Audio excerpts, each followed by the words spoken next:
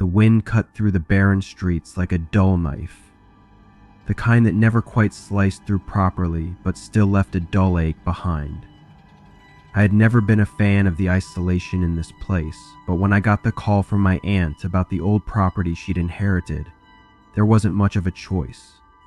My cousin had passed away recently, left the estate to her, but the place wasn't in great shape. I pulled into the tiny town, a place I hadn't visited since childhood. The kind of place where you could feel time slowing down, a place where nothing really ever changed. The air was thick with dust from the old factory down the road, its towering structure casting long shadows over everything. The factory had been abandoned for years now, its rusted steel walls standing silent, almost watching, like a creature biding its time. The house was an old brick structure with a sagging roof and faded paint on the shutters. I stood outside for a moment, taking in the silence. The usual noise of birds, dogs, and cars was missing. All I could hear was the wind and the occasional rustle of leaves. The kind of silence that made you feel like you were waiting for something to happen, even when you didn't know what. As I unlocked the front door, the creak of the hinges seemed louder than it should have been. Inside, dust coated the furniture like a second skin. The smell of mildew lingered in the air, the walls damp and cold.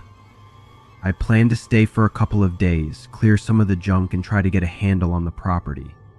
But as I moved further into the house, something felt off. I turned on the lights. Nothing. The bulb in the hallway flickered once, twice, and then stayed dark. Great. Old wiring. I muttered to myself, walking further into the house, feeling the quiet settle deeper into my bones. The place felt hollow, like the walls themselves were echoing with memories long forgotten. The heavy silence pressed in on me, only broken by the sound of my footsteps. I wandered to the back of the house, trying to ignore the growing unease. That's when I noticed it, a faint rhythmic sound.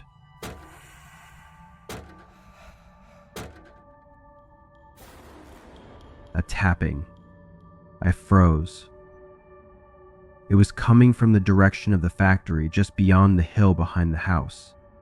At first, I thought it was just the wind messing with something, branches, maybe, or a piece of old machinery groaning in the distance. But no, this was different. It was sharp, deliberate, like the sound of metal on metal. I stepped back toward the window, my hand brushing the old dusty curtains aside. There it was again, a tapping, louder now, more insistent. It was coming from the direction of the factory. I squinted through the glass, staring into the twilight, the heavy shadows cast long across the yard. The factory loomed like some forgotten titan, its windows dark and empty. But just as the next gust of wind howled outside, something caught my eye, a flicker of light, distant and faint, from within the factory. I rubbed my eyes. The light flickered again, then disappeared. Strange. I stood there for a few moments, the tapping growing louder now, almost synchronized with the flashing light. It seemed as if something or someone was trying to get my attention. The hair on the back of my neck prickled. I turned away from the window, feeling an unexplainable urge to leave. But what was I supposed to do? Pack up and drive back home? I couldn't. This was my family's property, and there was work to be done. But the tapping, no, the knocking wasn't going away. I walked toward the front door, my feet heavy. Maybe I was just hearing things. Maybe the wind was playing tricks on me. But deep down, I knew something wasn't right. The tapping gnawed at my nerves, each metallic knock cutting through the silence like a blade.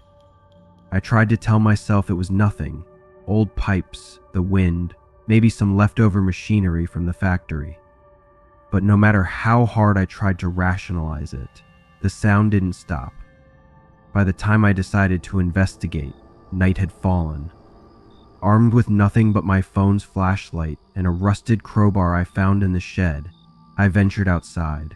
The air was cold, heavier than before, and the silence seemed to magnify every crunch of gravel under my boots.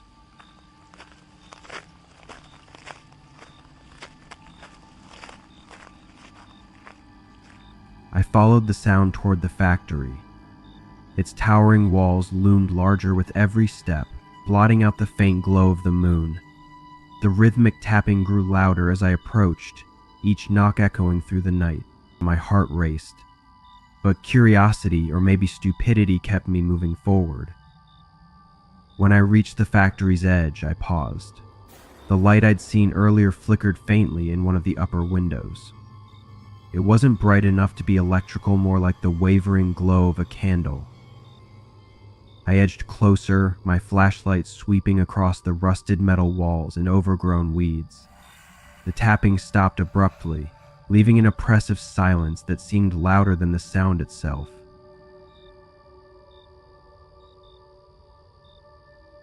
Then I heard it. A faint rustling coming from behind one of the factory's side doors. I froze, my breath catching in my throat. Slowly, I stepped toward the sound, gripping the crowbar tighter. The door was ajar, hanging crookedly on its hinges. Beyond it, the darkness was impenetrable. "Hello," I called, my voice barely above a whisper. No response. Summoning every ounce of courage I had, I pushed the door open. It groaned loudly, the sound echoing through the cavernous space. Inside, the air was damp and heavy, carrying the faint scent of rust and decay. My flashlight beam darted across the room, revealing abandoned machinery, toppled shelves, and piles of debris. The tapping resumed, louder now and unmistakably close. I followed the sound through the maze of rusted equipment, my pulse pounding in my ears. It led me to a large metal staircase that spiraled upward into the factory's shadowy heights. I hesitated. The light in the upper window flickered again, almost beckoning. Against my better judgment, I began to climb. Each step creaked loudly beneath my weight, the sound echoing into the vast emptiness. As I reached the top, the tapping stopped again. I swung my flashlight toward the source of the sound and nearly dropped it. There, crouched by a rusted control panel, was a figure dressed in black. Their back was to me, but the hunched posture and deliberate movements were eerily familiar. They were bashing something metal against the panel, the sound echoing like a drumbeat. "Hey," I shouted, my voice cracking. The figure froze. Slowly, they turned their head, and the flashlight beam caught their face. It wasn't a face at all. It was a mask porcelain white, with hollow eyes and a faint, cracked smile painted in red. Before I could react, the figure lunged at me. I stumbled backward, nearly dropping the flashlight as I swung the crowbar wildly. The masked figure grabbed the crowbar with inhuman strength, wrenching it from my hands.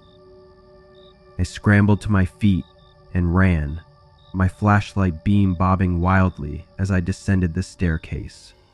The sound of heavy footsteps followed, growing louder and faster with each passing second. I burst through the side door and sprinted toward the house, my lungs burning and my legs threatening to give out. I glanced over my shoulder and saw the figure standing in the doorway, the porcelain mask glinting faintly in the moonlight. It didn't chase me. It just stood there, watching. When I reached the house, I slammed the door shut and locked it. Pressing my back against the wood as I tried to catch my breath. But the tapping resumed. But this time, it wasn't coming from the factory. It was coming from the front window. The tapping at the front window was deliberate, each knock echoing louder than the last. I didn't want to look, but I couldn't stop myself. Slowly, I turned my head toward the glass, my breath fogging in the cold air. The figure was there, the porcelain mask tilted slightly, as if mocking me. Its hollow eyes seemed to bore into my soul, daring me to open the door. My trembling hand reached for the crowbar I'd dropped earlier, now lying near the couch. As if sensing my intent, the figure raised its hand, revealing a long, rusted metal rod. It began dragging it across the window, creating a high-pitched screech that sent shivers down my spine. That was it. I couldn't stay here. I bolted for the back door, grabbing my car keys from the kitchen counter on the way. As I threw the door open, the cold night air hit me like a wall. The factory loomed in the distance, its silhouette framed by the faint glow of lightning on the horizon. I ran for the car, but as I reached it, the sharp clang of metal hitting pavement froze me in my tracks. The figure was there, standing between me and the driver's side door. How it had moved so fast I couldn't comprehend. It stepped closer, the metallic rod scraping along the ground. Panic surged through me, and I turned, sprinting toward the factory. It was insane, I knew, but there was nowhere else to go. The factory doors were still open from earlier. I darted inside, slamming them shut behind me. The heavy air pressed against my chest as I ran deeper into the building, my flashlight beam bouncing wildly off rusted machinery and broken pipes. The sound of footsteps echoed behind me, slow, deliberate, and unrelenting. I turned a corner and stumbled into a massive room filled with towering machines and conveyor belts. In the center of the room, illuminated by my flashlight, was something I hadn't seen before, a large pit covered by a grate. My instincts screamed at me to keep moving, but something about the pit drew me closer. The grate was loose, and as I peered through the gaps, I saw piles of bones, human bones. A chill ran down my spine as I realized the factory hadn't been abandoned for as long as people thought. The footsteps grew louder. I spun around just as the figure appeared in the doorway, its head tilting in that unsettling way again. It moved closer, slowly raising the metal rod as if savoring the moment. Desperation fueled my next move. I grabbed a heavy pipe from the floor and swung it with everything I had. The figure staggered back, dropping the rod with a loud clang. I didn't wait to see if it would recover, I ran. It darted through the maze of machinery, heading for the exit, but the figure was relentless. Its footsteps echoed closer and closer, no matter how fast I ran. I reached the staircase leading to the upper floors, my legs burning with the effort. At the top, I found a small office with a heavy metal door. I slammed it shut and locked it, my heart pounding in my ears. But then, I heard it. The sound of something scratching at the door. I backed away, my flashlight flickering as its batteries began to die. In the dim light, I noticed something on the wall, a series of old photographs pinned to a corkboard. Each photo was of a person standing outside the factory, their expressions eerily blank. And in every photo, the same figure stood in the background, wearing that porcelain mask. A loud crash snapped me out of my daze. The door buckled under the weight of something heavy. The figure was breaking through. I grabbed the only weapon I could find, a rusted wrench, and prepared myself. The door burst open, and the figure stepped inside, its head cocked at an unnatural angle.